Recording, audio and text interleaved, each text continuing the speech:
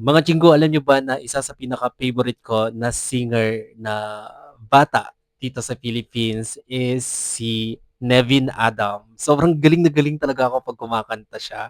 And then finally meron siyang uploaded na cover song and, sobrang excited ako guys na mapanood 'to kaya i-play na natin 'to.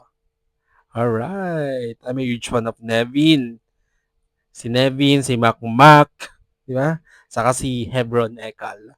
So here we go. Grabe yung face card There is ni Nevin 'no? peace in Christ Ooh. when we learn of Him. Feel the love He felt for us when He bore our sins. Listen to His Galing. words, let them come alive. If we know Him as He is, there is peace in Christ. He gives us hope Wow. when hope is Ang gone. sarap sa tenga ng He boses niya. gives us strength when we can't go on. He gives us shelter in the storms of life. Galing. When there's no peace on earth, there is peace in Christ.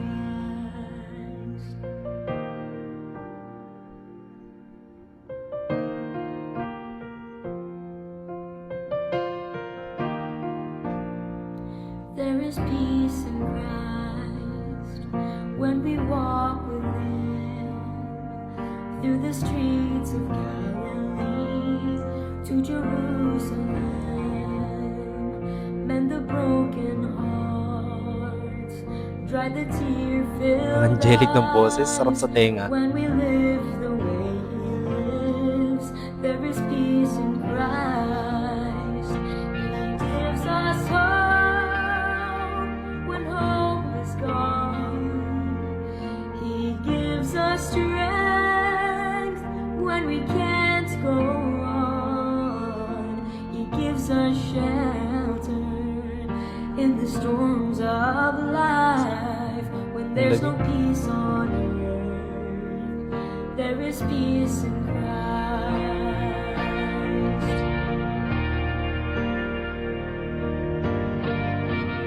Grabe, natatouch yung heart ko 'pag kumakanta si Nevin. Yung emosyon, grabe, sobrang galing.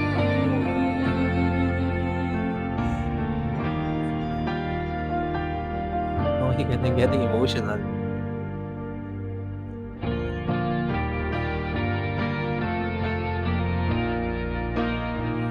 He gives us hope when hope is gone. He gives us strength when we can't go on. He gives us shelter in the storms of life. When there's no peace on earth, there is peace in Christ. Galing. When there's no peace on earth, there is peace in Christ.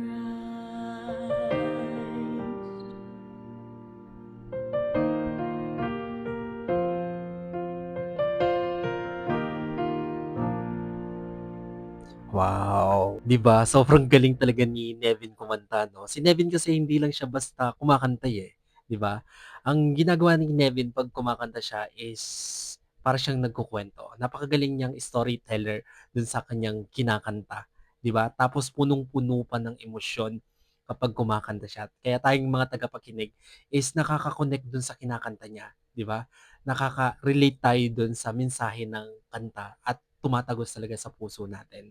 So, yeah, ang husay ng mga awit. Sana ay, mabigyan siya ng maraming albums, 'di ba, mga bagong kanta kasi napakaganda ng boses niya. Quality talaga yung boses ni Nevin. Alright, kung nagustuhan niyo 'to guys, bigyan niyo 'to malaking likes. Mag-comment kayo kung meron kayong mga request na video na puwede kong gawin dito sa aking channel. You know?